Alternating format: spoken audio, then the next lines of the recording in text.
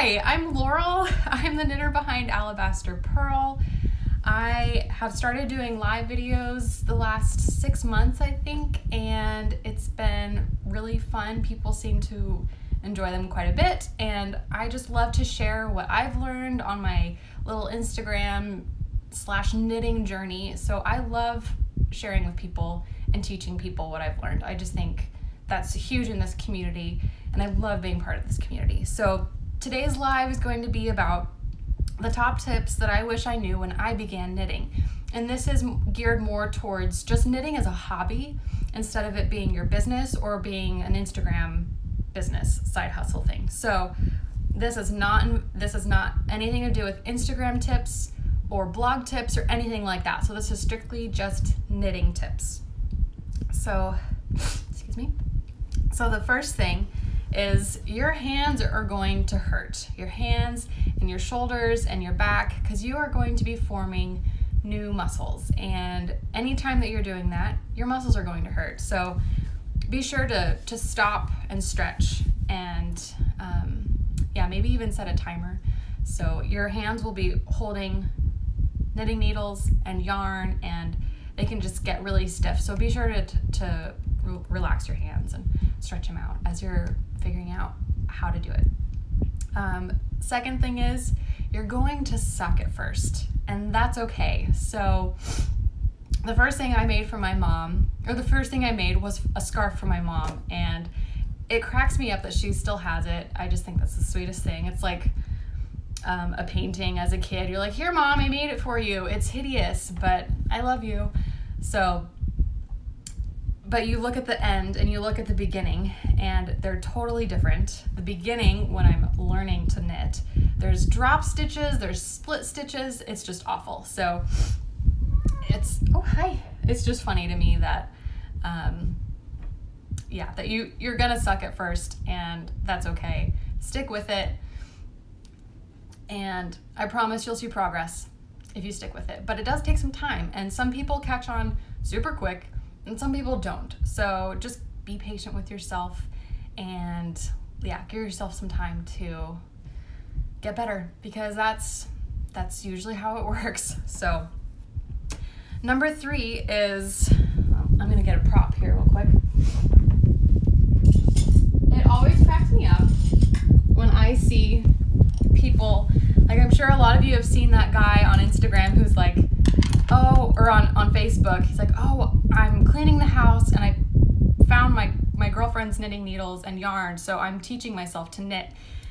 And they're almost always using these super long needles.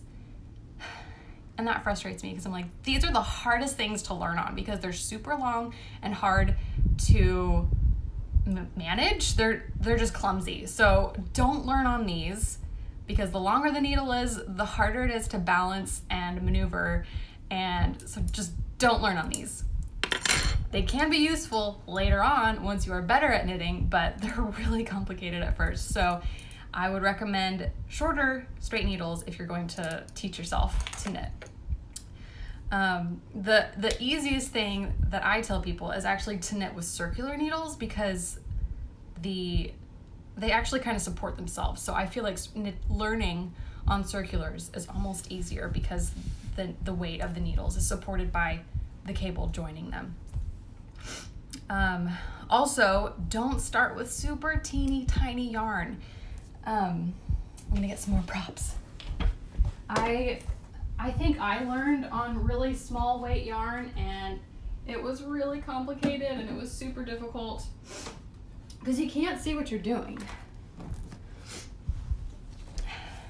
So I think I learned on Caron Simply Soft, which is a really tiny slippery yarn, and it's easy to slide off of your needles. So that's another tricky piece. So I recommend starting with a size 6 or a size 5 yarn, like a really bulky yarn, and make sure that it's not dark, because if it's like a black yarn, you aren't going to be able to tell what you're doing. You can't see what's happening. So I recommend a bigger weight yarn, a chunkier yarn, either a category 5 or category 6, and then a lighter colored yarn, because you'll be able to see what's happening. So those are things that I always recommend to people when they are beginning to knit. Hi to everyone joining in. I'm starting earlier because I'm having some allergy stuff and they tend to progress pretty quick, so I wanted to bust out this live while I had on my pretty face and had my notes ready. So if I can't make it through, we'll probably do this live again tomorrow. Okay, so we're going over the top tips that I wish I had learned when I first started knitting. So instead of just jumping into a scarf like I did, like that was the first thing that I was when I was learning to knit, I was making a scarf. So I do not recommend that. So number 4 is learn to knit on just a test swatch. So you're not actually going to make anything first. It's just gonna be a little swatch of fabric and it's not gonna be anything pretty, but that's the point of it. Like, you should be learning on something that you aren't going to be wearing because it's not gonna be good. Like, maybe if you are an expert crocheter and you're trying to learn and you kind of understand the basis of gauge and tension and not splitting your yarn, then maybe you could be expert enough to just jump into an actual garment or accessory. But I think just starting with a test swatch is the best thing you can do, because you're going to be able to, of course, just learn the basics and also figure out your gauge, which I'm just now realizing is super important. I'm a super tight knitter, but so I was always doing English, which I can't even get into this, but I was always doing English, but I have taught myself to knit continental, and I am a looser knitter with continental. So as I'm beginning to branch out with my knitting styles, I'm having to actually test gauge swatches, because I never used to do this because I just thought it was a super big waste of time. So I feel like if you are an experienced knitter and you know your gauge relatively well, like I knit a ton with Hometown USA or Woolies, thick and quick. They're pretty similar in size, and I pretty much know what my gauge is on these. So I don't test my, oh, I shouldn't even be saying this because I'm going against my own recommendations. I don't test my gauge on hats like that. So don't listen to what I just said. So let me look at my notes here. So practice on a test swatch first instead of making a finished item, because it's not going to be pretty. So figure out the basics of how to knit on a test swatch. You're not even going to be giving it away. You could make it a coaster if you wanted to, or a hot pad, but just don't make a garment or a finished item first. And then, so I had mentioned the yarn category sizes before, and that may have just gone over some people's heads. One important thing, number 5, is learn how to read the labels on yarn. And I can't even give a full tutorial on this because it's really small. It's going to be backwards to you, but yeah, learn how to read these labels. Generally, they have a weight category on there. This one is a size 4, and then they have a recommended needle size to go with it. So read those first. That's super important. And yeah, so I'm gonna go through the comments real quick.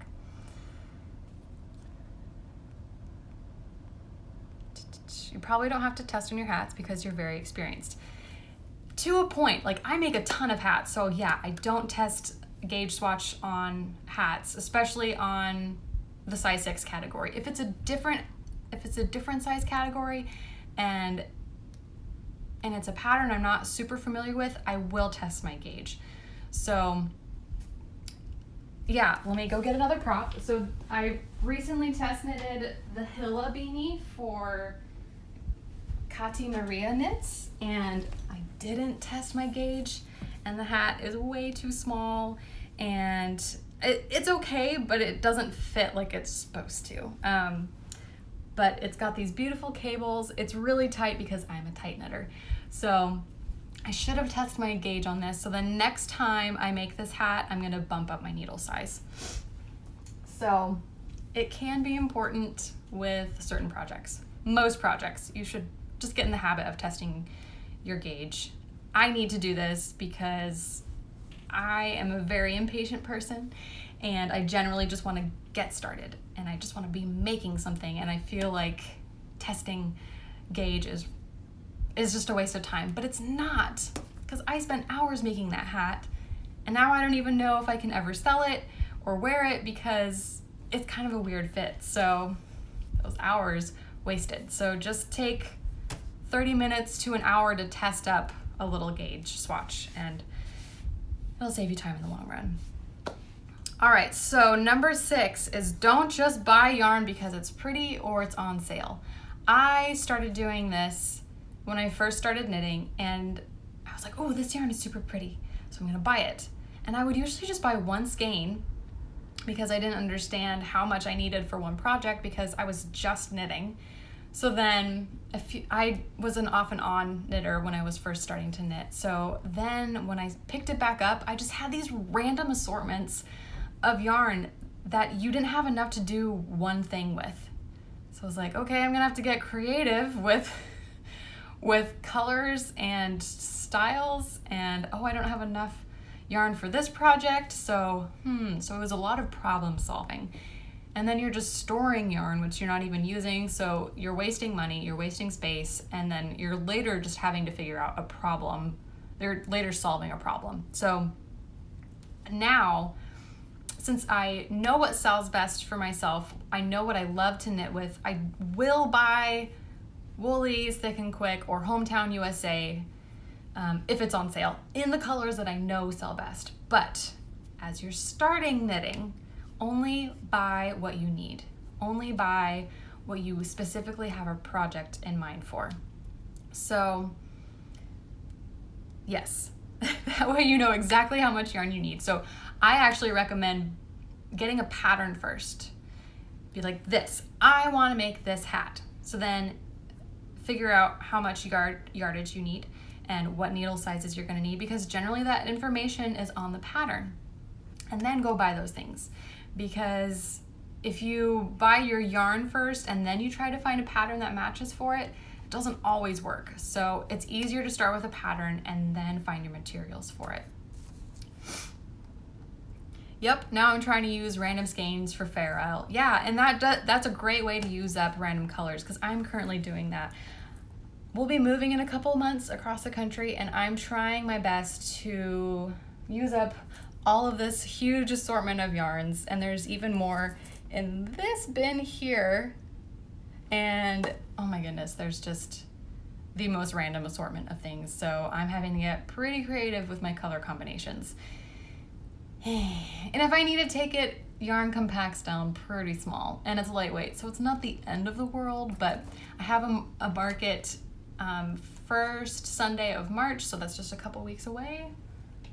Yeah, and I don't know how much it's gonna sell, but anything I sell is stuff that I don't have to take with me to Texas, which is really nice. So it's it's easier if you just buy what you need. Otherwise you just have a really random yarn stash that you can't use. So number 7, YouTube is your best friend. As you are starting to learn, I personally am a very visual learner, so I use YouTube so much. And that can be really overwhelming as you're starting to learn to knit, because you don't necessarily know what to look up. I still struggle with this. I'll be like, I know that there's got to be a tutorial out there for this, but I don't know what it's called. So as you're learning to knit, just YouTube, learn to knit. That's pretty basic. That's pretty standard, and you should find some great tutorials out there. There's a ton of them, and there's just, YouTube is a huge resource, so use it. It's going to be your best friend. And then I personally love even more having somebody with me to teach me. So number 8 is find a sip and stitch group if your town has one, or go to your local yarn shop and ask them for help. Generally they have people who will teach lessons, and you can sit down with them. And I enjoy so much having somebody there to problem solve with me. I learn so much better that way, but not everyone is that way. So I love having the community of it, of course the company, the information that they have, and then of course it's just super fun to sit in a yarn shop surrounded by beautiful yarns, and that inspires me. And possibly even find a mentor from that group. So if you can, find a mentor. I have a couple friends who I am constantly bugging and messaging them about, hey, do you know a tutorial for this? Or do you know what this stitch is called? Or what do I do in this situation with a customer? Or friendship is just great. Mentors are wonderful. So I highly recommend finding a mentor. Yes, because they can help you, because they know more. It's pretty obvious. Number 9. So once you get past that gauge, that little test swatch, and you do want to start on your first project, I highly recommend starting with a scarf or starting with a hat. Those are the easiest things to knit because you're just serial knitting, as I call it. With a scarf, you're just going back and forth, back and forth, back and forth. And you do have to turn your work every time you finish a row, but that's pretty simple. Or you can do an infinity scarf like my Kate cowl, which is on sale this weekend, by the way. Little insert here. You can get 30% off of my patterns this weekend. My shop turned 3 yesterday. Happy birthday, Alabaster Purl. So get my patterns 30% off. You enter thank you 30 at checkout in my Etsy shop. Ding! So yes, I recommend a scarf or a hat. Infinity scarf is great to learn on. Hat, same thing. You're just knitting in the round, so you're literally serial knitting. You're just doing the same thing over and over again. Number 10, once you get the pattern, read through the whole thing, because there are going to be recommendations, sometimes tutorials or YouTube links. There will be tips from the pattern writer, and sometimes optional things like if you're a tight knitter, use this size needle. If you're a loose knitter, use this size needle. So read through the whole pattern. I think of it as a recipe. I usually read through a recipe the whole way the first time I'm making it, because sometimes there's a note at the very end that was like, oh, and 6 hours later do this. I'm like, what? Where did that come from? So just read through the whole pattern. Number 11. Start a journal and or diary. I have this little guy here. I love it. I just started it this year and I wish I had started it sooner. So I keep everything in here. All my notes, anytime that I am either writing a pattern for myself or the first time knitting someone else's pattern, sometimes I'll make tiny adjustments on it and I'll make note of that. So I keep that all here. And I'm a big lover of lists. So I keep my organizing lists in here, and I also keep essentially my ideas in here. So my brain dumps that I have. I'm just like, oh, I've got all these ideas coming to me. I'm currently trying to start up a YouTube, and I have so many ideas in my head for YouTube tutorials and or live topics and or vlogs. So I have a whole list of those written down, and it's super helpful. So, and then also keep a date of it so that you can look back and see, oh yeah, I got this done. And I love crossing things off. It's scientifically proven that it releases happy chemicals in your brain when you can cross something off of your list. So it just feels so good when you're like, I did it, yay me. All right, so that is more than halfway through my top lists, my top tips of what I wish I had learned when I was just beginning to knit. So that was steps 1 through 11. So once you feel like, yeah, I've done this, after you've done an item or two and you're like, yeah, I enjoy this hobby, I want to keep doing it. Once you feel like this is something you want to invest a little bit more in, then we can do these steps. So those were beginner, and now we're moving on to we're gonna keep going with this. Number 12, buy patterns. I cannot tell you how long I had knitted without purchasing a pattern. And there's a lot of, I don't want to say bad patterns out there, but they just weren't as thorough. That's a better way of saying it. There's a ton of free patterns online, and most of them are on blog posts, which is great. The gal who wrote this one, Kati Maria Knits, she is lovely, and I absolutely love her. She wrote this Hilla beanie pattern, and so many other ones. She does free patterns on her blog, and she does a great job, so I highly recommend that. But it took me years to purchase my first pattern, and I think a part of it was I didn't understand why I should spend money when there's a ton of free patterns out there. But as I started to follow more knitters on Instagram, I started to know them and I wanted to support them. So I started purchasing their patterns, and now it's not even a thing for me. I'm like, yeah, I'll buy a pattern, $5, no problem. $8 for a garment pattern, no problem. Like, I know now what goes into writing a pattern.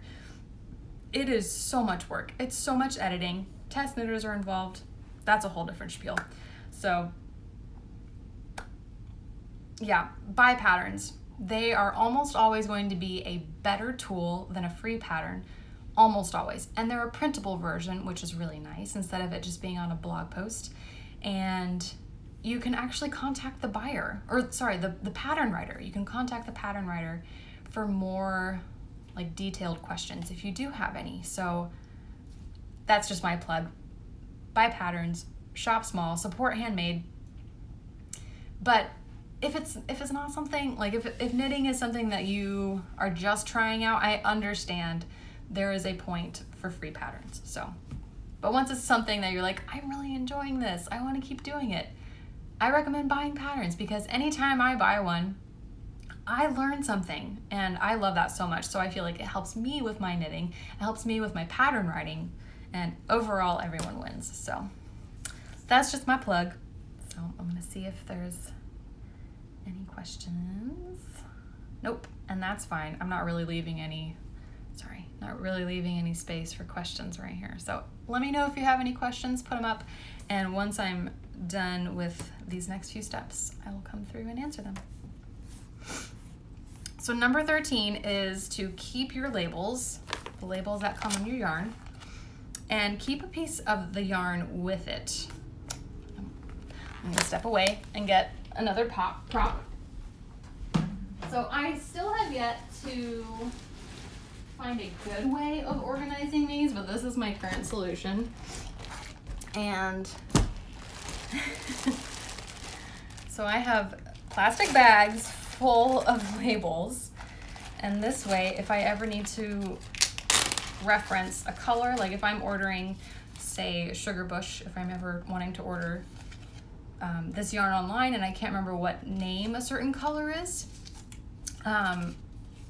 I've got the color here. I'm a very visual person, and then I can see the name, because sometimes just seeing a name, I can't remember what color it was. Like this one, oh, this one's rose. That's pretty obvious, so that wasn't a very good example. But yeah, anyways, a lot of those are pretty obvious, but it's just really helpful to keep all your labels and keep a little piece of the yarn taped to it. That way, if you ever need to order stuff online, you know exactly what the color is, what the name is, and again, I'm very visual, so if I ever actually take this into a shop and I look for it, I can see the label and know what I'm looking for. So super helpful. And little side note, little forward note, it also has the information that you will need to calculate yardage. So we'll come back to that. So keep your labels, keep yarn with it, and keep your scraps. If it's like a foot or more, I have a tin just full of yarn scraps that I use to attach tags, or if I'm ever adding to a project, which has happened, I have the yarn if I need it. All right. Number 14, and this is optional. This is something that I wish I had started right off the bat because of who I am. It may not be something that you want to do, but take photos to look back and track your progress. I love progress. I love seeing before and after stuff. I love then and now. It's just instant gratification, and that's the type of personality I have, where I love instant things. So being able to look back and see, oh, this is how far I've come, it can be a real boost, because I have days where I get super down. I'm like, I haven't made any progress. I've not done much. And that's one thing that I do love about Instagram. Even though this is not geared towards Instagram, I love that it is essentially a virtual diary. You can scroll all the way back to my first post, which was 3 years ago, and see my progress. And sometimes it's embarrassing to look back at, like, oh my gosh, that's what I was posting?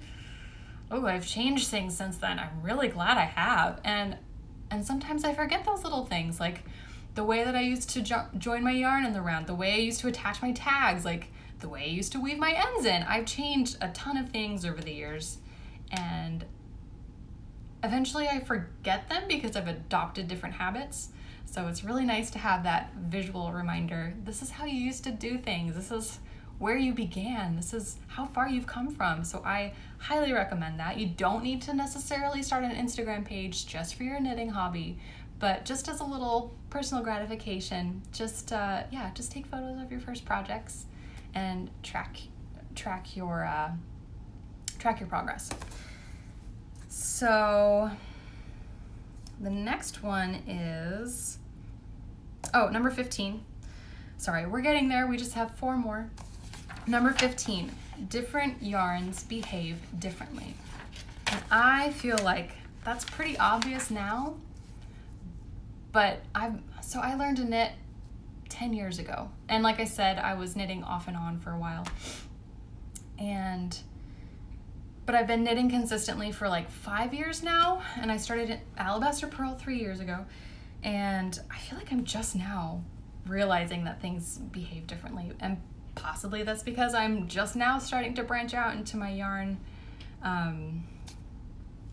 varieties. So I am mildly allergic to wool, so for the longest time I basically just knitted with acrylic yarn, and then I branched out and I started doing wool blends and now merino wool, and it's super fun. But then this year I started knitting with, I'm gonna go get some more props.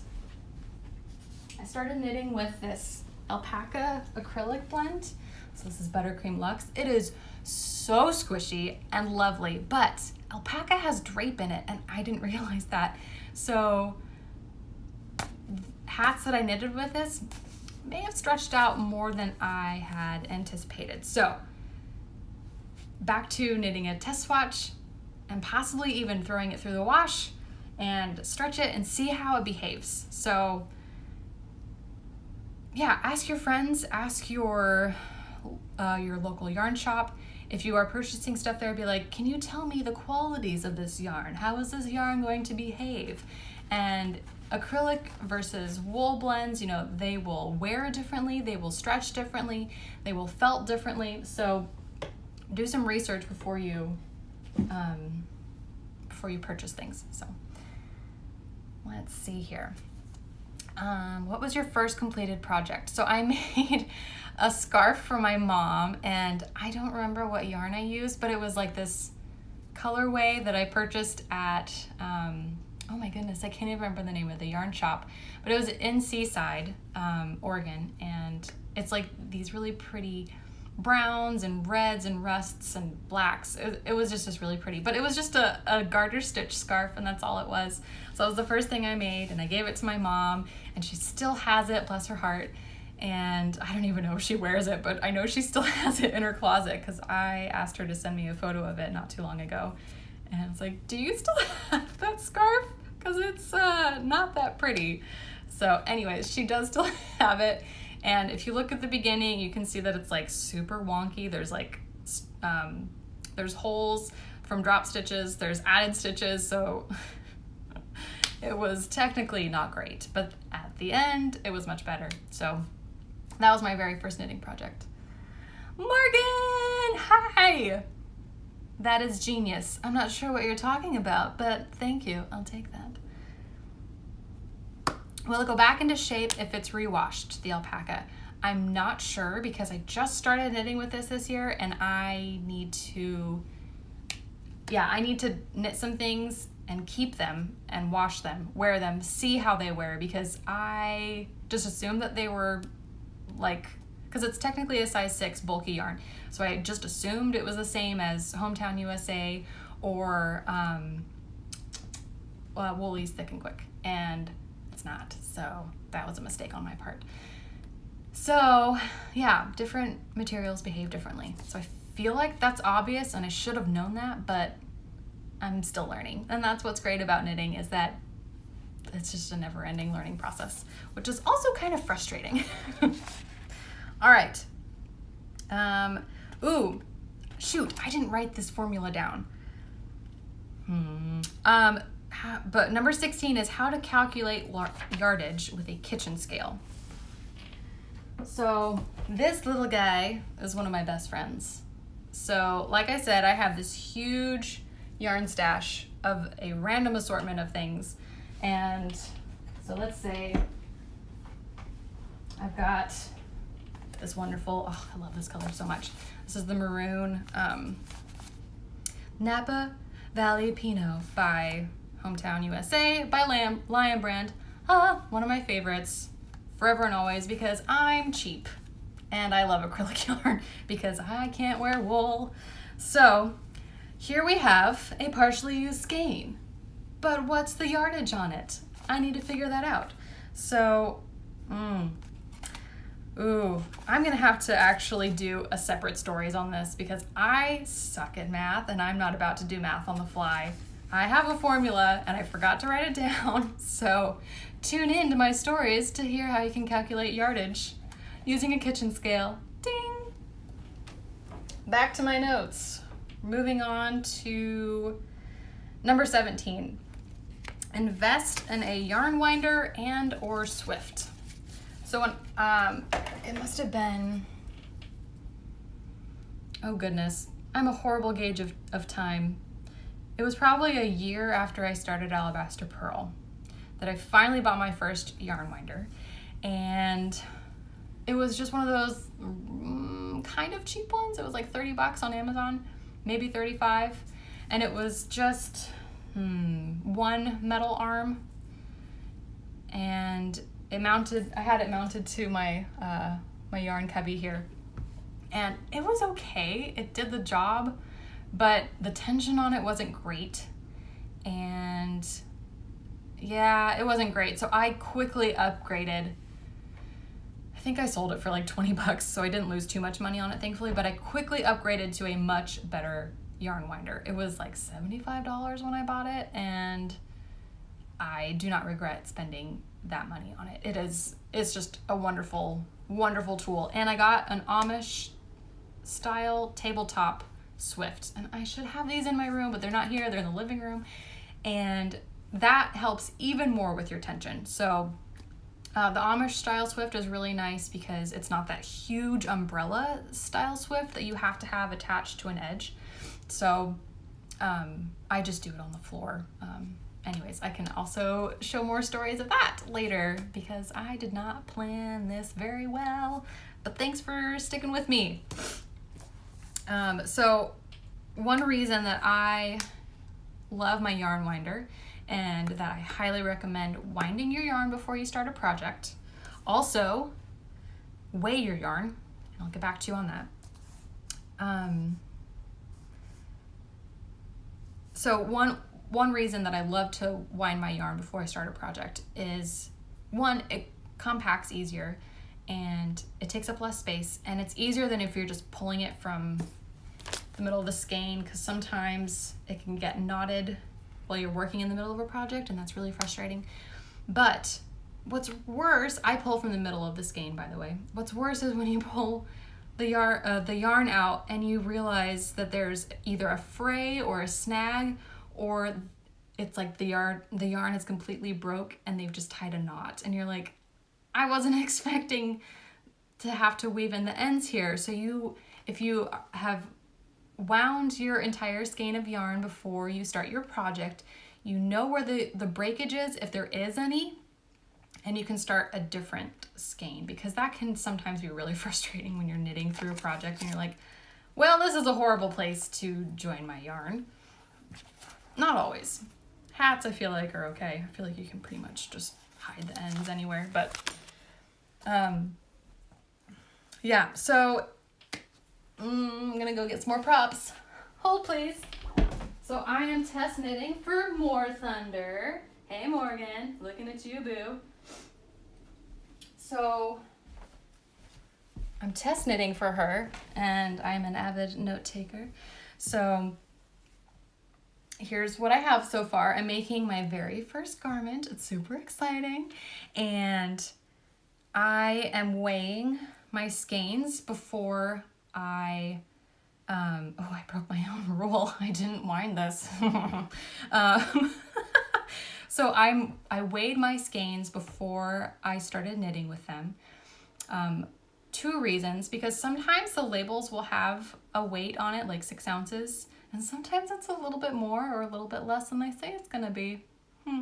But once I am done with the project, I can weigh the skein after it's done, and I can calculate how much yardage I've used using the formula that I will give you later.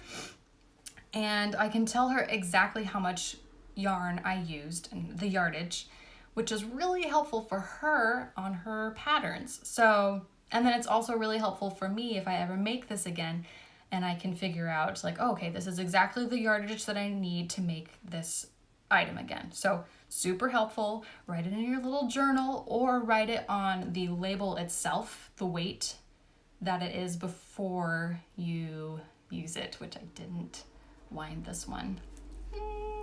Just ignore me. So that's really helpful.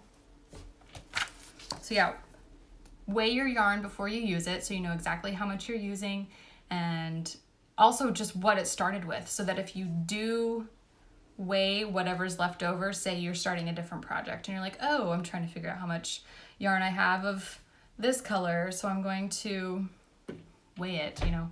Sometimes the initial weight is off, so that can affect your numbers. So yeah, weigh your yarn and then wind your yarn so that you can check for frays or breaks, and it's just so much easier when you're knitting with it, because it's, yeah, this is easier. This is easier to knit from than this is. So, and this is what my favorite yarn winder cake's like. It's just so pretty to look at. And side note, this wasn't even on my notes, I will sometimes wind my yarn and have it in my little cubby, and I'll just look at it and I'll be like, this is so pretty. It inspires me. Sometimes I just want to knit with it because it looks so pretty, and so I'll pick it up and I'll cast on with it and be like, I know exactly what I'm gonna make with this now. So sometimes it'll just inspire you, just to have your yarn look better. It also takes up a lot less space this way. Oop, that didn't work. My craft room is a mess, and that's okay. So we're on our last note, and what time is it? Okay, we're good. We still have plenty of time. Number 19, different needles for different projects. So I have a huge assortment of knitting needles that I've collected over the years, either purchasing or gifted to me or found at estate sales. So I have found that, and that's not even all of them, that's just the straight needles. I have found that it depends on the project for me what needle I prefer to use. So if I'm knitting with a worsted weight, or yeah, that's pretty much the only size that I enjoy using metal needles on. Tiny yarn, if I'm using bamboo needles, to me it has too much friction because I'm a tighter knitter, but I know that Morgan loves bamboo needles pretty much like across the board.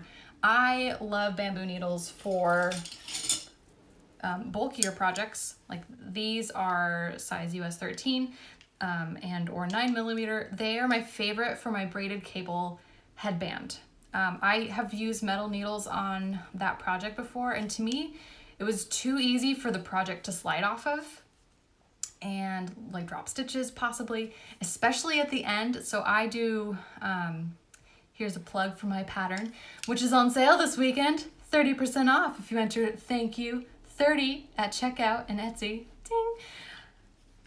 So I do provisional cast on, and then I graft the ends together instead of doing, which is very tricky, but these are my favorite to use for that when you're grafting instead of using slippery metal needles, because that is a really like close project and you're just trying to stitch your stitches together, and I prefer using bamboo needles for that project specifically. But if it's smaller, worsted weighted, I prefer metal needles because my knitting is so much faster that way.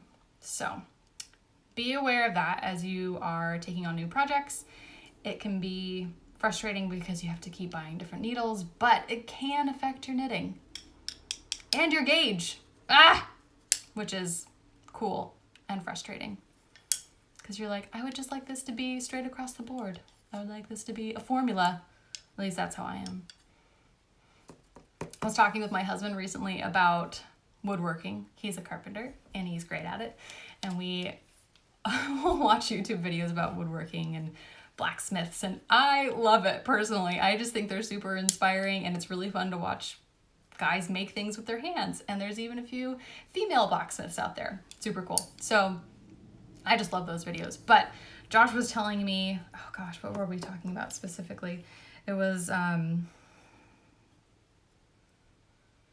woodworking project, obviously, but he was talking about our kitchen cabinets. He's like, yeah, it can depend on the season, how it'll affect your cabinets. Like if you notice, so we have painted cherry cabinets.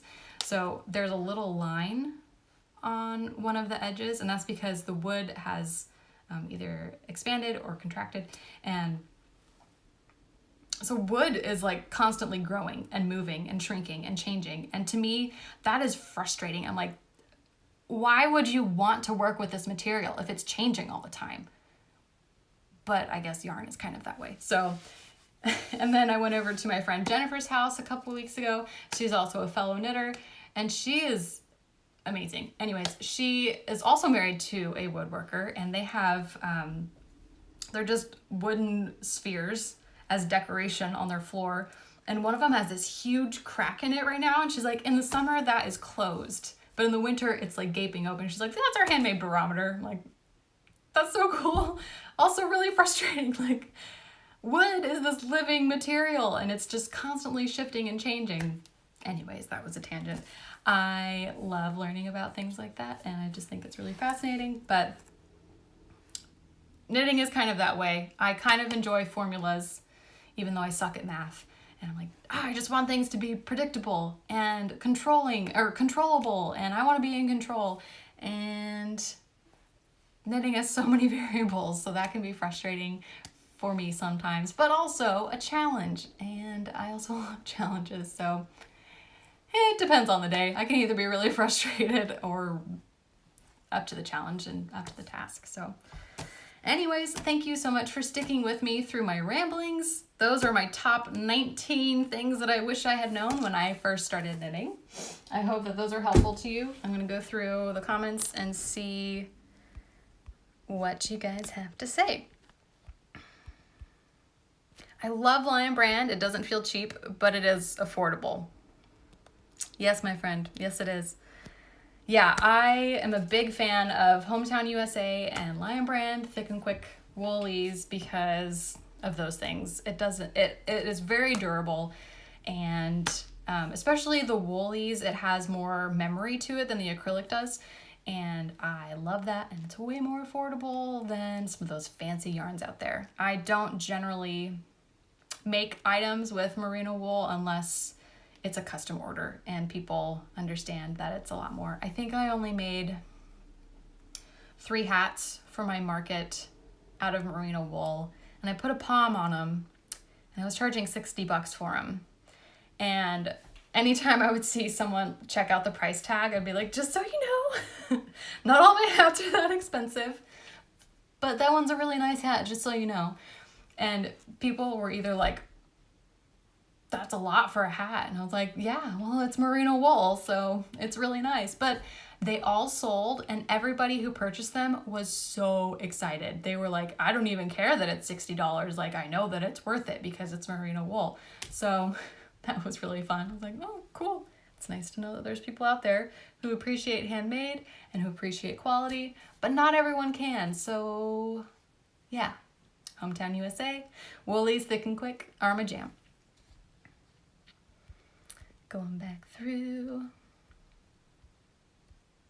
That makes me angry when it has broken in the skein. Yeah, sometimes it's not a problem. Like I said, in hats, you can usually like weave the ends back in and you can't tell. But for scarves that are not infinity scarves, it's frustrating because there's no inside to the project. Yeah, and you're like, well, the end is gonna pop out. Thanks. Wasn't expecting that. Cool. I like to reskein my half-used cakes so they look prettier on the shelf. Yeah, I need to do that because this is a mess and it's kind of embarrassing, but that's okay. Yeah, I tend to do that. Plus, it keeps them from getting tangled. So, oh, I actually have done that. So I have this little plastic 3-drawer set, and a ton of that stuff in there is skeined up or wound up or whatever you want to say. Because otherwise it just gets tangled and it's a huge mess, and I can sometimes just throw it away because I'm too frustrated to untangle it. So another reason to invest in a yarn winder, because you can reskein your stuff after you've used it and it'll keep it much more organized and you won't be frustrated when you try to pick it back up. Your straights collect dust. Yeah, there's some dust on a few of these. Yeah, it's pretty bad. So there's like a handful that I use. Yeah, like I was test swatching. I actually did test swatch for More Thunder's, her little garter stitch tee that I'm working on. I actually did test swatch for that. And oh, you guys, this was super fascinating. I know, I'm totally nerding out right now. So, I haven't incorporated this color yet into the t-shirt. It's gonna be in like the middle of it, but how pretty is this? I'm so excited about it. So, I will wind this. I just did the test swatch. But, so I started out with my metal straight needles because I knew that I would knit quicker with metal needles on this weight. So I started out with metal size 9, which is what she recommended. And then, starting there, I switched to plastic size 10, and it made a big difference. I don't know if you can, it doesn't even look like it, but there's more of a gap in between those rows than there is on these rows. I don't know if you can tell, but there is actually a huge difference. I measured it and it was like 3 or 4 rows difference. That was pretty surprising. And then my curiosity got the best of me, and I kept knitting on size 9 with plastic, and the size 9 plastic had a bigger gauge than the size 9 metal needles. Knitting is so weird and so crazy, and it just really made me excited. I was like, oh my gosh, it's science! So I love this color. I think it's so pretty, and I'm really excited to incorporate it. Oh my word, I got a peach color to go with that, and it's not peach, it's like neon orange. I'm like, well, that's gonna be closest to my face, and that's not gonna work, so I need to figure out a plan B for that t-shirt, but I love the rest of the colors, so that's exciting. Can I ask why y'all are moving to Texas? Yes, you may. So, several reasons. Big one is that my family lives there. My mom grew up in Texas, so all of her family's there, and my parents live there half of the year. They're there right now, so they're there in the winter time, and then they live in Alaska the other half. And so that's one big reason. Another one is because it's so much cheaper. The Pacific Northwest is beautiful, but it is so expensive. And Yeah, we're just ready for a change. My husband grew up here, and he was actually the one who initially was making the big push to move to Texas, and I was kind of hesitant about it. I was like, but I feel like I just got established here. Like, I moved here 8 years ago. I'm like, I feel like I'm just now getting into my own, not just known as your wife. Are you sure? We're just gonna like uproot our lives? And I hate change, and he loves it. So he grew up here, and he's never lived anywhere else. So he's really excited about, and I am for him. I'm excited for that too, about him living somewhere besides his hometown and people having certain expectations for him. So I feel like whenever you leave your hometown, you grow up so much. Like, looking back on who I was when I lived in Homer and how much I changed and grew up when I moved here, I'm like, wow, that's a huge difference. And I'm so excited for him to have that opportunity. And yeah, and the possibility of having half, if not less than that, of a mortgage that we have right now really puts a huge ease on us, and I can focus more on Alabaster Purl and not working so much. I was working full time and just overcommitted to a bunch of things and trying to do Alabaster Purl.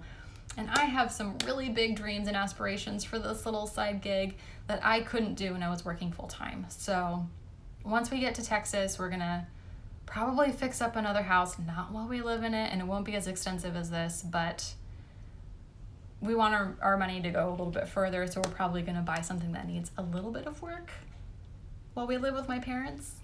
So we'll see how that goes. And then I will eventually, like, once we get settled, I will eventually look for part-time work, because clearly I'm very social and I love people, and working from home will not be a good solution for me, and I'll go a little bit crazy. So plus I'm a huge believer in getting to know the community that you're in, and the connections that can come from it are huge. And I really like where we're moving. My parents live in Weatherford, and we've been visiting there since we've been married, and it's such a sweet little town, so I'm really excited about living there. And yeah, so I'm excited to get to know those people and make new friends and new connections and just see what doors open there. But I'm also excited about less pressure to work full time. Oh, Katie's gonna join in. Come here. Hi. So,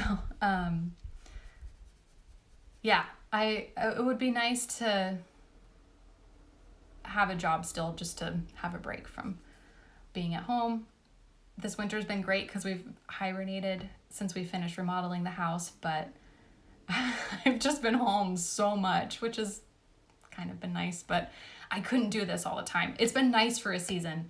I feel very recharged. I have so many ideas, and I'm writing them down because I'm a big believer in lists, but I just don't think it would be healthy for me to be at home full time. I'm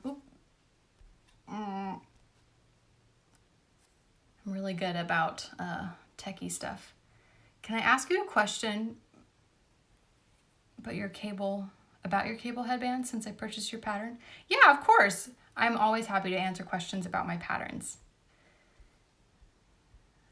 What yarn is that, please? I don't know which yarn you were talking about. The mint one? The mint one was Sugarbush Chill, if that's the one that you were talking about. The pretty mint one that was a little bit bulkier. Yeah, it was Sugarbush Chill. And I'll have to see which... Oh, hey, look at that. I've got the tag right here. And that was Fun Green.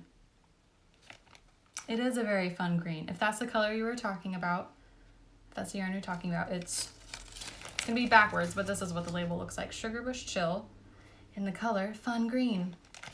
It is so soft and so squishy. I'm obsessed with it. All right. You were born in Alaska? Oh my goodness, where were you born? I grew up in Homer.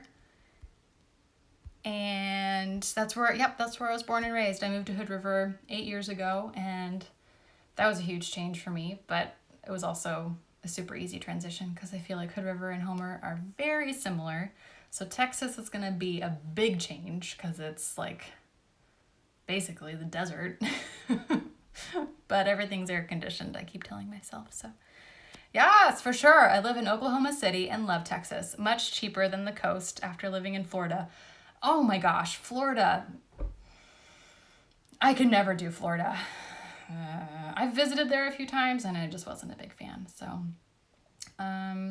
yeah, it's crazy how much more expensive coastal living is. Even, yeah, East Coast, West Coast, it's just so much more expensive than the South, or you get into the Midwest. It's just crazy to me. Even cost of living, not just housing, but like food and cars and clothing and yarn. So I'm excited to see that. Hurry up and come to Texas. I'm working on it, friend. Don't you worry. Yes, and good luck with the move. Thank you, thank you, thank you. Can you knit it in the round? The headband, I'm assuming you're asking. You could, but the cables would end up this way instead of the braid being in the round. So you could join the headband in the round, but the cables would be going up and down. So it would be a completely different pattern. You were born in Anchorage. Yay! Where do you live now? I should know this since you just purchased a hat from me yesterday. Thank you. I just forgot to look at your shipping address. So how long did you live in Anchorage? I just always get excited when people are from Alaska. I don't know why. It's not like we've met, but it's just a bonding thing. Not a lot of people live in Alaska, so it's like one of the lowest populated states. I think Wyoming is the one that's lowest. And we are second, which is ridiculous because that's the biggest state. Not Texas. I'm going to have to correct a lot of people when we move to Texas. Like a lot. They are very proud of themselves. But yeah, I do expect that. Alaska and Texas are both very proud states, so I feel like there's a ton of similarities there. So the attitude is going to be very similar, but the land and the heat is going to be really different. It's just flat there. There's no way for me to get my bearings, which is going to be really weird. Whereas here we've got Mount Hood and Mount Adams to kind of get your bearings. You're like, okay, here we go. All right, I've got 2 minutes left. So thank you so much for tuning in. I always enjoy doing lives. They're definitely nerve-wracking because anything can happen. And oh, look at that. My allergies kind of went away. So thank you so much for sticking around and for asking questions. Oh, here's another one. My father was in the military, so I was there long enough to be born there. Now you're in Florence, Alabama, I'm assuming. That's what AL stands for. Fun. I have never been to Alabama, so that's cool. Yes, so yeah, just thank you so much for tuning in. I really appreciate it. If you're gonna watch this on the rewatch, feel free to send me any other questions or any other tips, and I can throw them in my stories as like an added afterthought. And I will put up my formula for calculating yardage using a kitchen scale. So that'll be in my stories, and then I will save it to my highlight reels for probably biz tips. Yeah, that's where you can find it. So, oh yay, Alabama, I got it right. So thank you so much, you guys. I really appreciate you tuning in. I hope that you learned some helpful things here. Yeah. All right, I'm gonna sign off if I can figure out how. There we go, bye.